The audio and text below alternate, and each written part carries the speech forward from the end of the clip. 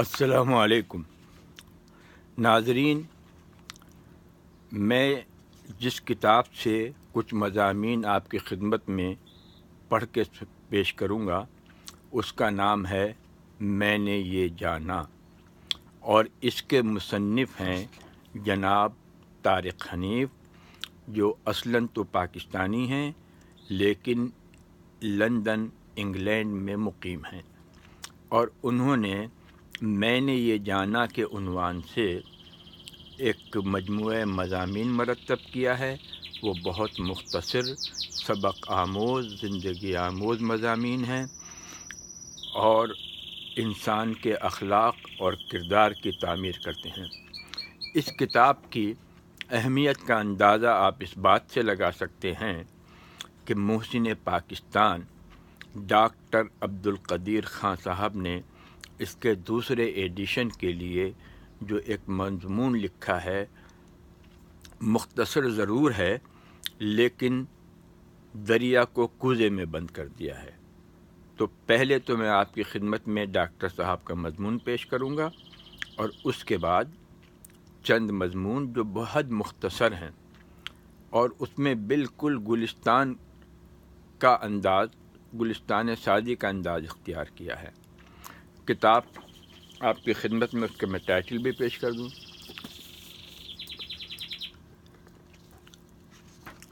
میں نے یہ جانا، طارق حنیف۔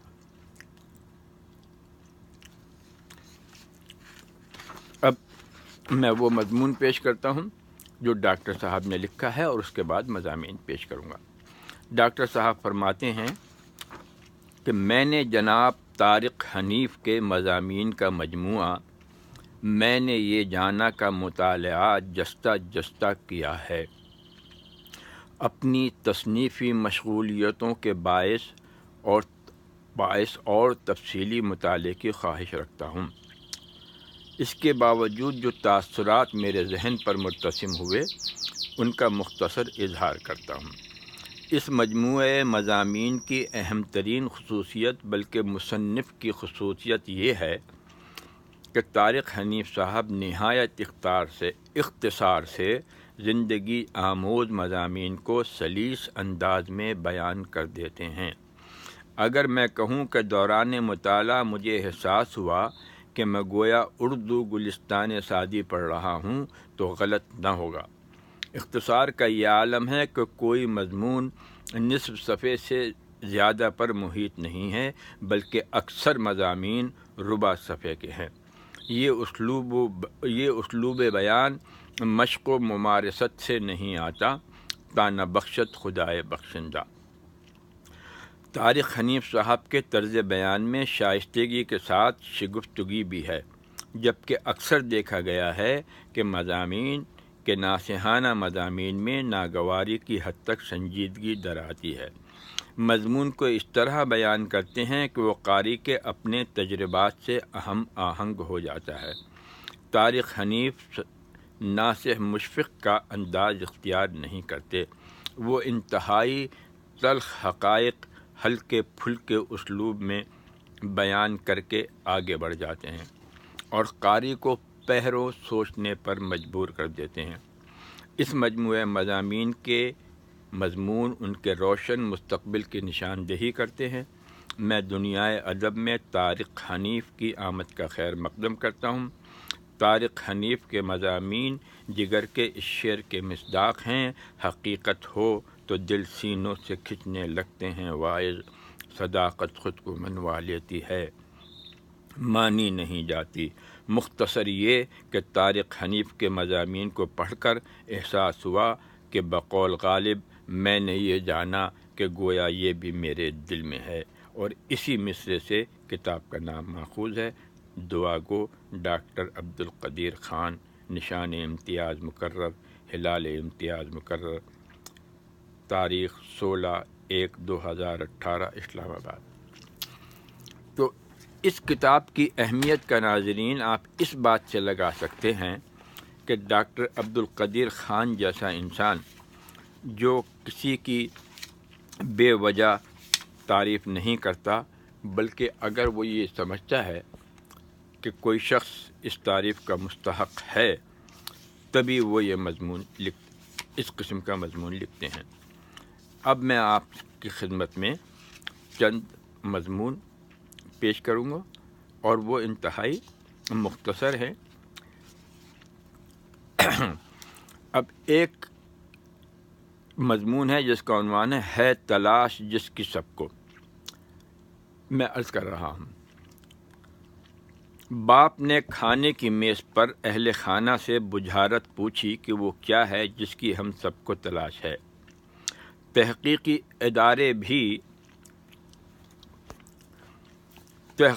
ادارے بھی اسی کو حاصل کرنے کے لیے سرگرداں ہیں۔ محققین اسی کی کھوج میں خاک چھانتے ہیں، سمندروں کی گہرائی میں غوطہ زن ہوتے ہیں اور خلاؤں میں قلع بازیاں لگاتے ہیں۔ سوالات کی آخری منزل بھی یہی ہے۔ مذاہب عالم بھی اس کو اپنی بنیاد قرار دیتے ہیں۔ جرائم کی تفتیش کا ہدف بھی یہی ایک لفظ ہے اور عدالتوں کے فیصلوں کا مرکز بھی یہی ہے۔ تعلیم اور تعلیمی اداروں کا نچوڑ بھی یہی ہے۔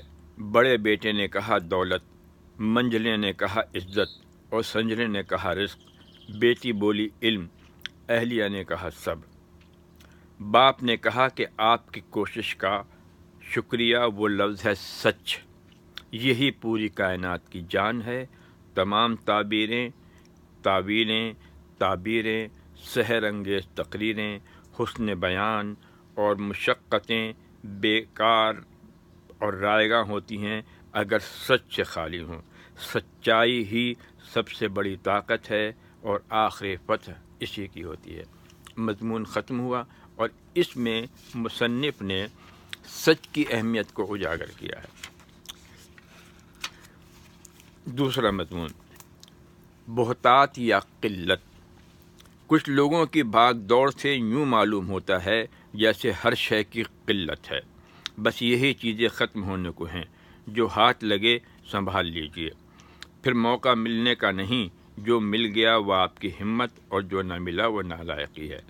ایک دوڑ ہے جس میں پانے کے لیے آگے رہنا اور آگے رہنے کے لیے سب کچھ پانا ازحد ضروری ہے۔ مفلس ذہنیت کے یہ لوگ بمشکل ہی کسی کو اپنی طاقت، مال یا پیداوار میں حصہ دیتے ہیں۔ ان کے نزدیک دنیا حماقت ہے۔ وہ سمجھتے ہیں کہ دیا ہوا کبھی لوٹ کر نہیں آتا۔ سینت کر رکھنا ان کا محبوب مشغلہ ہوتا ہے، حتیٰ کہ کوئی اور اگر کسی کو دے بھی تو ان کے ماتھے پر سلوٹ سی پڑ جاتی ہے۔ دینا ان کے نزدیک اتنا ہی مشکل ہے جتنا ایک شاعر کے لیے اپنے کلام کا انتخاب خود کرنا۔ سخی سے ملیے تو لگتا ہے ہر شے کی بہتات ہے، سب کے لیے اس کے پاس بہت ہے۔ ایسا شخص محنت تو کرتا ہے مگر بھگدڑ نہیں مچاتا۔ جتنا کماتا ہے اس سے زیادہ بانٹتا ہے اور اس سے بھی زیادہ پاتا ہے۔ اس کے ماتھے پر مسکراہٹ کا تاج جگمگاتا ہے اور دل میں طمانینت کے احساس کی نوابی نشست جمتی ہے۔ سچ تو یہ ہے کہ قلت یا بہتات باہر نہیں، اندر کی دنیا کا مسئلہ ہے۔ اب دیکھیے اس میں سخاوت اور قناعت کو اجاگر کیا گیا ہے۔ تیسرا مضمون، طلب اور بے کیفی۔ طلب ہی قدر کا پیمانہ ہے۔ جہاں طلب بھرپور طرح سے پوری ہو جائے، قدر جاتی رہتی ہے۔ پیاسا کنویں کی طرف منہ کر کے چلتا ہے اور جب طلب پوری ہو جاتی ہے تو اس کی طرف پیٹھ موڑ لیتا ہے۔ طلب کو زندہ رکھنا گویا دلچسپی کو زندہ رکھنا ہے۔ اگر پیاسے کو پانی پلانا نیکی ہے تو اس کی کچھ پیاس زندہ رکھنا دوہری نیکی ہے۔ اس سے ضرورت بھی پوری ہو جاتی ہے اور نعمت کی قدر بھی قائم رہتی ہے۔ اپنی اور دوسروں کی طلب اور پیاس ہمیشہ زندہ رکھیے۔ پیاس کی تسکین ضرور کیجیے مگر ذرا تھم کے۔ کہیں ایسی بے احتیاطی نہ کر بیٹھیے کہ لذت اندوزی کے جوش میں طلب کے پیمانے بھر جائیں۔ اور باقی زندگی بے کیفی میں گزرے۔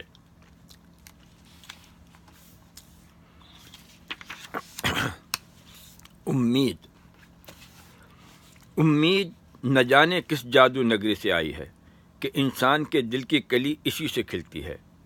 امید خوابوں کا در کھولتی اور امکانات کا ایک نیا جہاں آباد کرتی ہے۔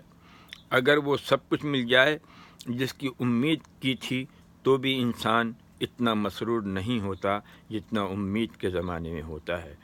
سب کچھ پا لینے کے باوجود بھی امید کو زندہ رکھنا چاہیے کہ اگر امید نہ رہے تو دل کی کلی کملا جاتی ہے۔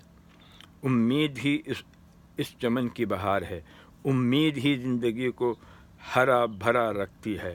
خود بھی پر امید رہیے اور اپنے ارد گرد کے لوگوں کو بھی پر امید رکھیے۔ حالات کا بگاڑ دائمی نہیں ہوتا، اس لیے ہر غیر مصدقہ خبر کو سناتے نہ پھریے۔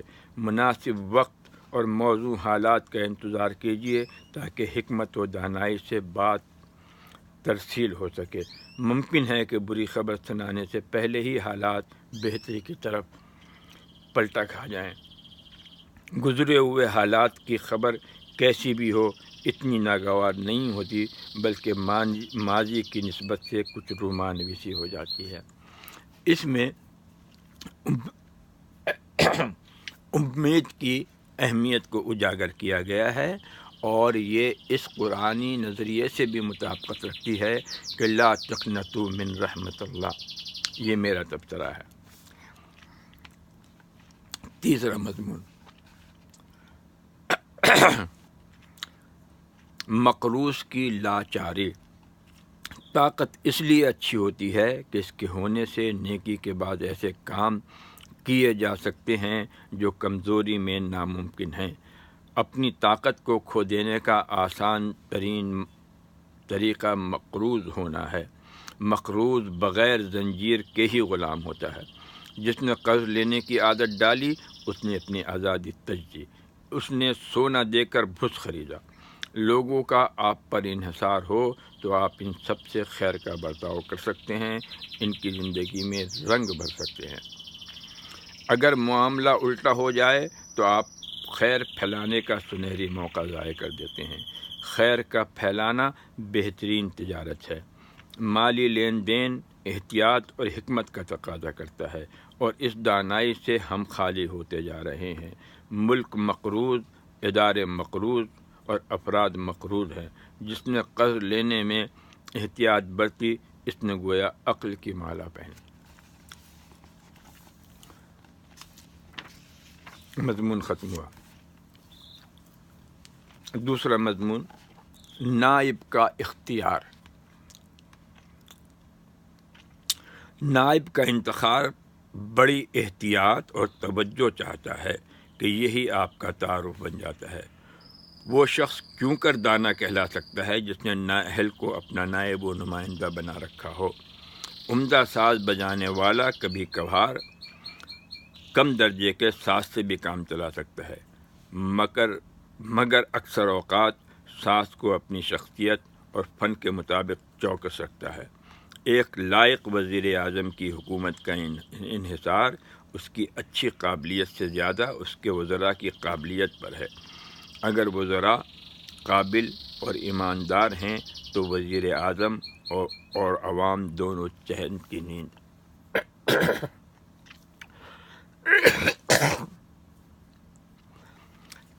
نیند سو سکتے ہیں۔ مضمون ختم ہوا۔ جوہد کی قیمت۔ کبھی اس سے مقابلہ نہ کیجیے جس کے پاس کھونے کو کچھ نہ ہو۔ اس طرح آپ کی جدوجہد غیر متوازن رہے گی۔ جو شخص سب کچھ کھو چکا ہو وہ بے وقار بھی ہوگا اور غیر سنجیدہ بھی۔ بھلا آپ اپنی ساکھ ایسے شخص کے لیے داؤ پر کیوں لگائیں جو ہر طرح کی سبکی برداشت کرنے کے لیے تیار ہو۔ ساکھ بنانے میں عمریں لگ جاتی ہیں اور یہ شخص پل بھر میں آپ کی عمر بھر کی کمائی خاک میں ملا سکتا ہے۔ ذلت کا ایک سانس بھی عظمت کے منافی ہے۔ سوچنا چاہیے کہ کیا چیز داؤ پر لگانے جا رہا ہوں۔ اس طرح عقل کو موقع ملتا ہے کہ آپ کو ٹھہر ٹھہر کر چلائے، تاکہ اس اثنا میں حکمت آگے بڑھ کر آپ کو روک دے یا پھر بہترین راستہ سجھا دے۔